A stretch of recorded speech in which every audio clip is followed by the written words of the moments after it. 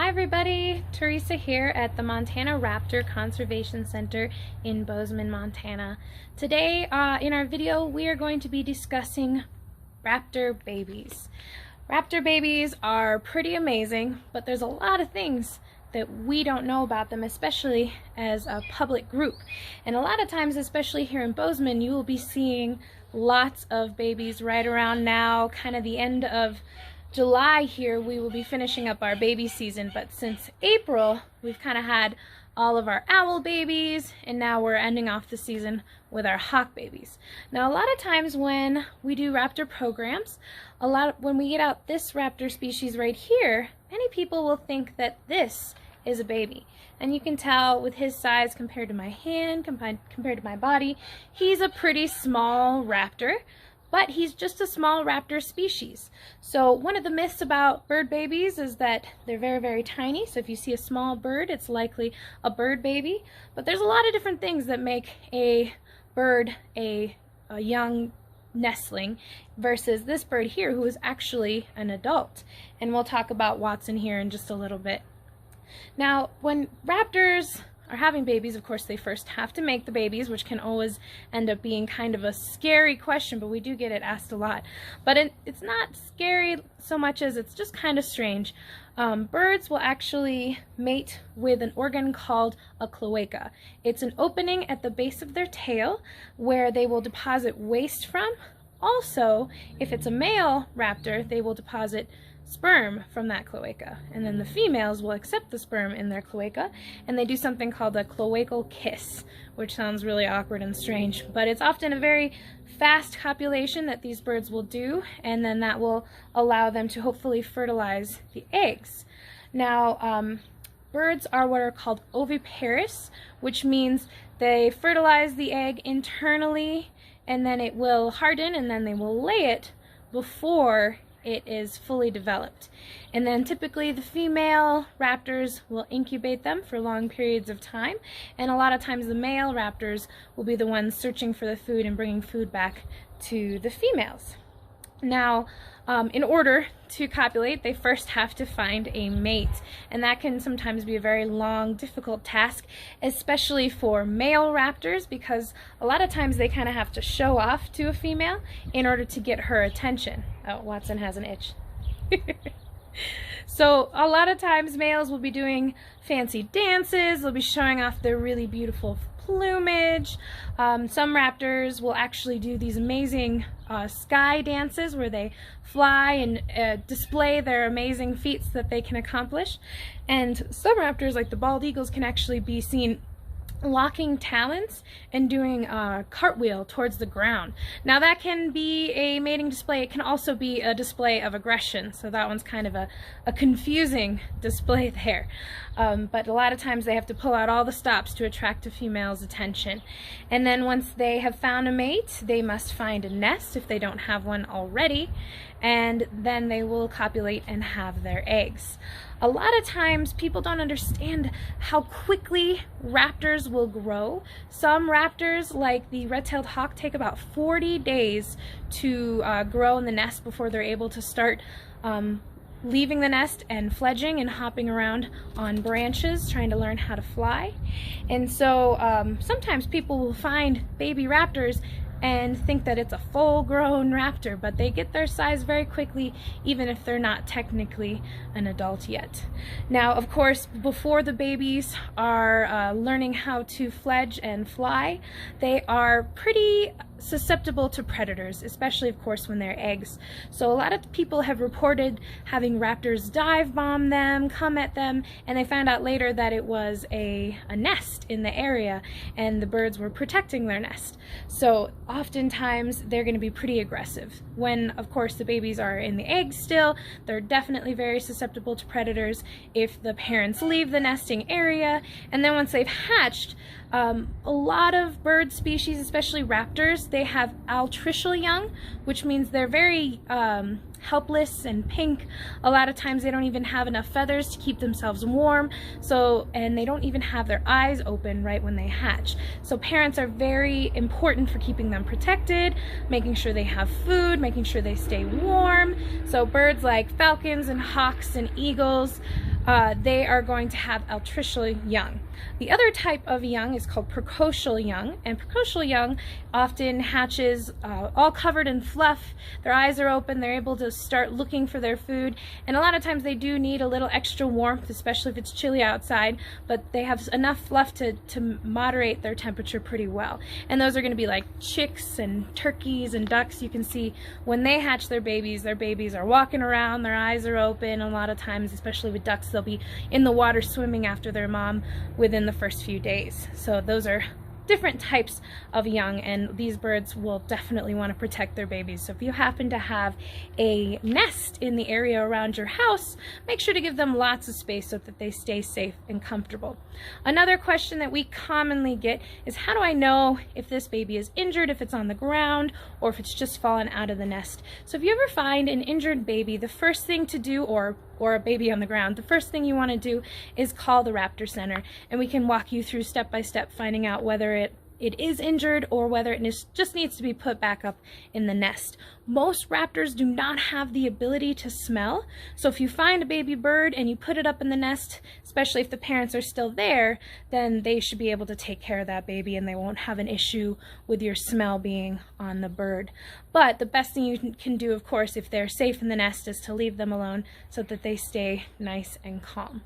So now that we've learned a lot about babies, we are going to learn specifically about different raptors being in their baby form. So this here is Watson, and he is an American kestrel. And behind me, I have a picture of what this handsome man would look like as a nestling. So you can see, very fuzzy, very adorable. Now these nestlings are, a lot of them are old enough to stand, so they're probably in their 25 to 30 days after hatching.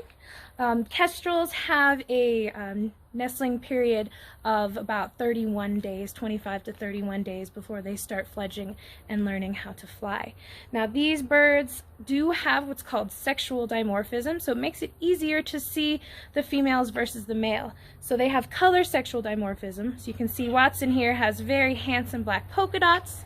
He has beautiful blue-gray coloration on his wings, and his tail feathers, which some new ones are growing in right now, he has a big bold black bar on the bottom, and some of those tail feathers on the side there have some white and black stripes. So this is a good way to tell you're looking at a male. Female American kestrels look a lot like these birds here in the back. They have brown striping on their chests. Their backs have brown and black striping on their chest and barring, and then their tails have more brown and black barring as well. Now the females, bless you, are going to have excellent camouflage with all of those bars and those stripes, and that's going to really help them blend in. So if they're sitting on a nest and incubating their eggs, that'll be really important for them to keep predators away by making them look a little bit more like a tree branch or a nest. But the boys, they want to be a little more flashy. They want to show off and get a mate, so they want to show the ladies how handsome they are.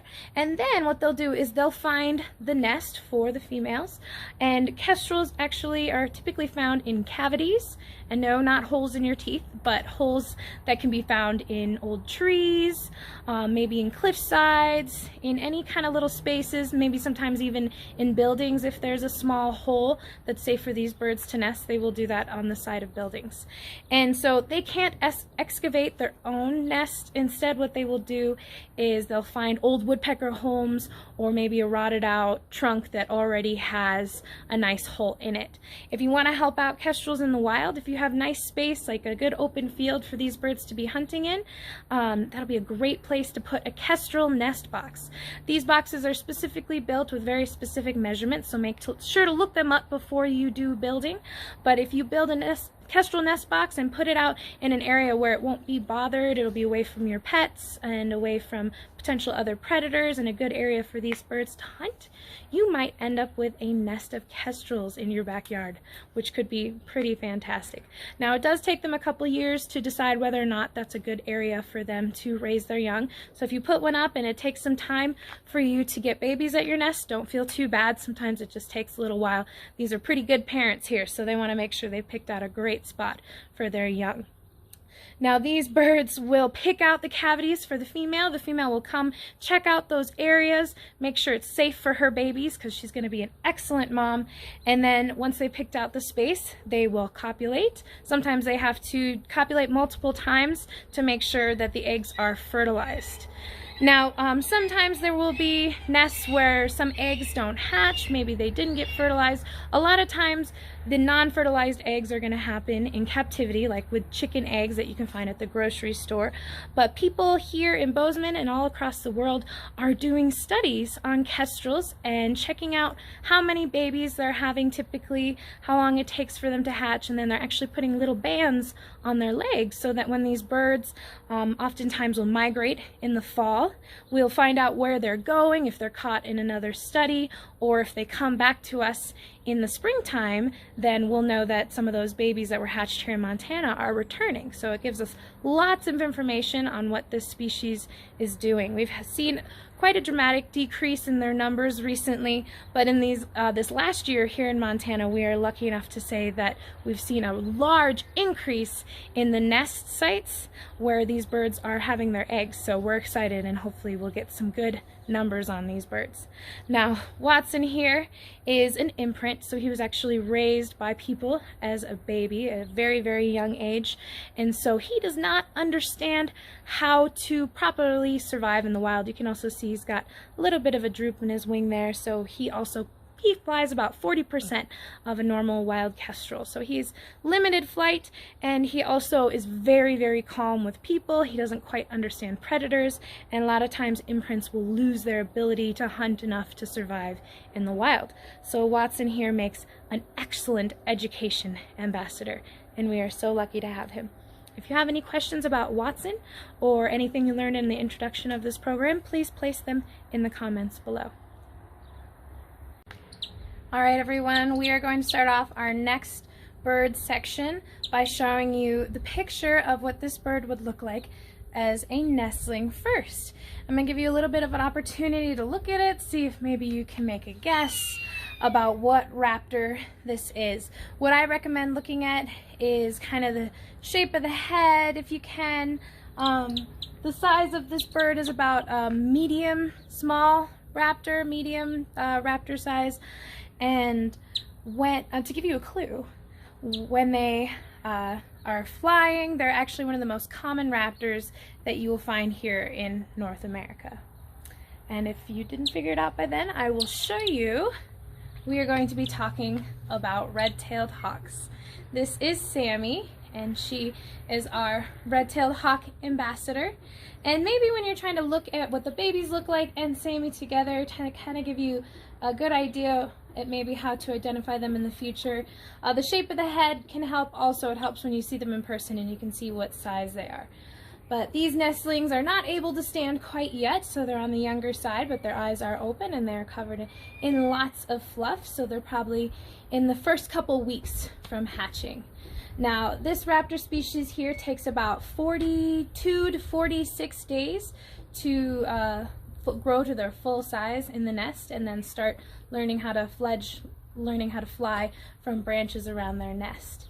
You will often find these birds' nests on the crowns, on the tops of tall trees that are often overlooking a nice wide open space that'll make for good hunting for the parents. These birds often will build their own nests. Usually the mated pair will build the nest together, and if they are coming back to their same space every year, if they're having good luck on their hunting in that area, then they will often add to their nest every year, especially if some of the branches have blown off the tree and off the nest.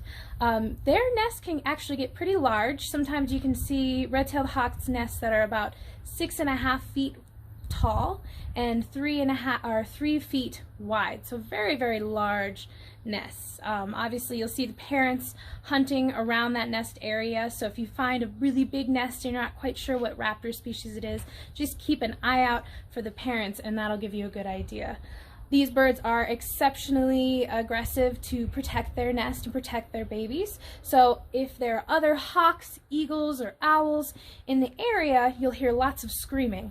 Red-tailed hawks have a very loud, piercing, high-pitched scream, and you'll probably recognize it right off the bat because it's the most common bird sound used in movies for even bald eagles or vultures. They'll use the red-tailed hawk scream to kind of show you that that raptor is there. It's a very high-pitched, long, extended scream that I cannot reenact without sounding ridiculous, so I'm not going to do it.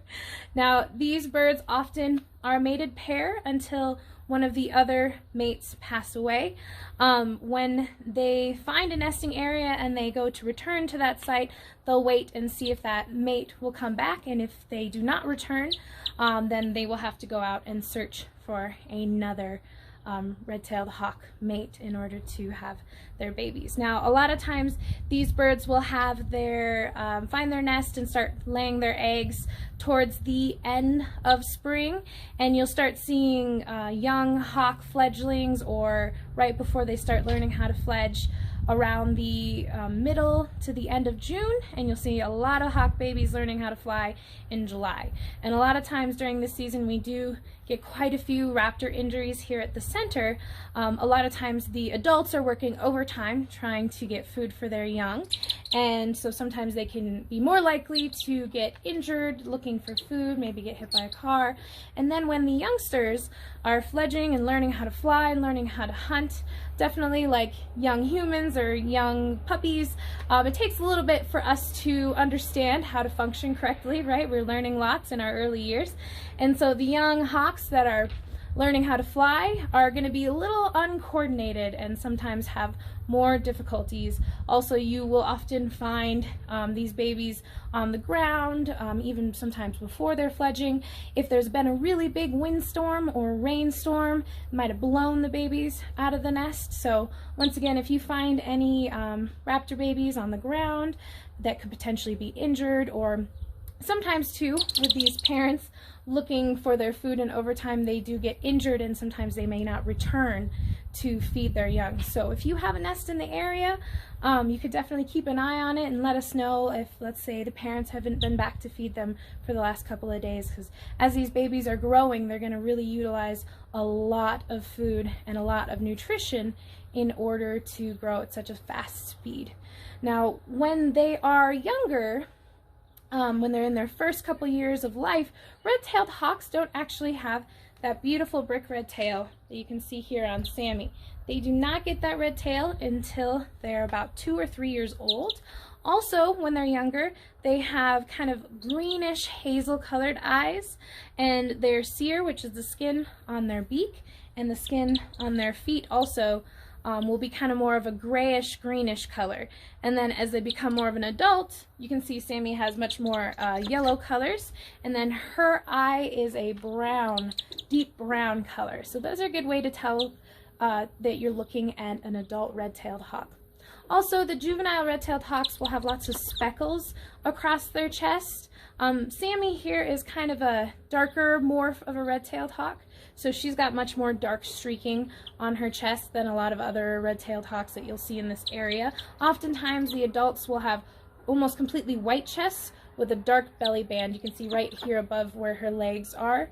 It's a little bit darker. In a normal red-tailed hawk, she does not like me pointing at it, apparently, sorry. In a normal red-tailed hawk coloration, that dark band will stick out a lot more easily since they won't have a lot of dark streaking on their chest. And Sammy is a very talkative hawk, so she's kind of peeping a lot while we're out here, and she's doing a little bit of bird yoga and stretching. She's a little comfortable. Sammy is actually 27 years old, and she has been living here at the Raptor Center since her first year. We believe she was injured from falling out of a nest when she was a nestling, and she injured her right eye and her right wing, so she's not able to fly, and she has pretty limited vision, but she is an excellent, excellent education ambassador. If you have any questions about young red-tailed hawks or babies, or about Sammy herself, please let us know in the comments below. Alright everybody, we are going to meet our last raptor guest today, and this picture right here is a picture of what it looks like as a baby.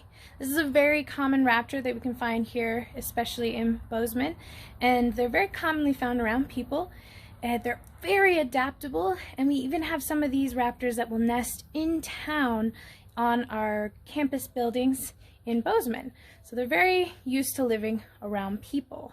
And just to give you another clue, this raptor species wanted to give his own clue, I guess, will often hunt at dusk and dawn and nighttime. So they're nocturnal and crepuscular. If you haven't guessed it yet, I'll show you. We are talking about a great horned owl. This here is Boo. And Boo, along with a lot of our other raptors ambassadors here, are going through a molt. So they're molting out feathers like we shed hair. They're molting out their feathers that are damaged, and they're growing in new ones. So right now Boo's feathers are kind of sparse. Kind of looks a little rough around the edges, but soon he will grow in some brand new beautiful feathers. So a good way to tell with Boo and the owl baby picture here, you can see that really big cere. Raptors or owls typically have a very large cere, which is that skin area on top of their beak. And then what happens is they grow their facial disc feathers around that cere, so it's a little harder to see. And you can also see this baby has very large eyes. And when Boo gives a good look at you, you can see that he has exceptionally large eyes. Now these birds look like that look a couple days after they hatch, very closed eyes, very helpless, and then by day 42 of their nesting period they start learning how to fledge and will fly from their nest soon. Right behind me is a really cool picture you can see of kind of the progression of some of their younger plumage, and then at the very top of that row is an adult. This is a picture of some rehab owls that we had here at the center that our rehab director took this picture, and we're pretty happy to see all those birds in a row. Now a really cool thing with great horned owls and some other raptor species as well is when we get in babies and they're not necessarily injured, maybe they've been abandoned by their parents, or maybe they did have an injury and we couldn't bring them back to the nest, they will actually sometimes adopt other nestlings. So if we find a great horned owl nest that doesn't have too many babies in it, we can put one of our nestlings in that nest, and we'll just keep an eye and make sure that they're getting adequate food for their nestlings. It is a delicate process. We want to make sure not to overwhelm the parents, since it is a lot of work to feed extra babies. So a lot of times we'll only put one new nestling into a nest. And now Boo here was actually kept illegally as a pet when he was little, and so he's perfectly healthy. He just is an imprint like Watson in our first part of our video. So he was fed at such a young age that he imprinted on his human caretakers, and so now he doesn't understand how to hunt and survive in the wild. So right behind me you can actually see a picture of what we do with our really little ones that we get. We'll wear a mask, we'll use a puppet when we feed them, we make sure not to talk around them as we are feeding them, and all these steps help to keep them from imprinting on us. So that's what we do. If you find a baby, the best thing you can do for it is either put it back in the nest if it's not injured, or you can call the center and we can help you out figuring what to do. And if we can get the baby back to the center, then we'll give it food with the mask and with the puppet and tongs so that we are able to release it back into the wild. That is our main goal. Now, a pretty cool thing is if you are hearing great horned owls in your area, listen for maybe different pitched hoots, because the male great horned owl's hoot will be a little bit lower than the female's hoot. And when they're trying to find a mate, they will start calling to each other, and you'll hear the lower hoot and then the higher hoot, and that's a good way to tell that you might end up having great horned owl babies in your area. Now, great horned owls do not typically build their own nests. Oftentimes they will find abandoned nests, or since their breeding season is a little bit earlier than a lot of other raptor and bird species, they will actually take over a nest that might have been intended for a red-tailed hawk pair that made it last year. But these birds are very aggressive, very protective parents, so they're often very, very good at taking over that nest and hanging on to it, even if the red-tailed hawk original nest makers come back looking for the nest that they worked hard on last year. But they definitely understand how to utilize old nests in the area, so that's pretty neat. Now they will often have 2, maybe 4 eggs in their brood, and they will have 1 clutch a year typically. These birds can be found nesting all over the United States, even down into Central America, whereas a lot of birds will actually travel up north for migration for their spring, for their laying their eggs and having their babies, because there's a lot more food availability up here since a lot of the other birds have traveled south. Now, this bird obviously can live here in Montana year-round. He's very covered in feathers, even down to his talons. So that's another reason why they can kind of get a head start on having their babies. They're much more built for our type of weather out here. And they're very, very excellent parents. They're very good at protecting their nest from predators. Now, if you have a nest of owls in your backyard, that's going to be really helpful to keep rodent populations under control. A family of great horned owls can eat on the upwards of 2,000 mice in just 1 year. So they're excellent rodent control, and if they're having babies, they're going to be eating a lot of mice in order to raise those babies. Now, if you want to know whether or not you have owls in your area, a good thing to look for are those little owl pellets. When they eat rodents, they will actually cough up the hair and bones of those rodents, and those will turn into little pellets that they'll drop on the ground. And they'll also often poop on the ground underneath the tree, and that'll cause kind of what we call whitewash. So those are good things to look in your area to see if you have any great horned owls nesting in your yard or where you often are living. If you have any questions about Boo or great horned owls, please leave them in the comments below. We want to thank you so much for watching this program today and teaching yourself about the raptors that live around you. Thank you so much. Have a great rest of your day.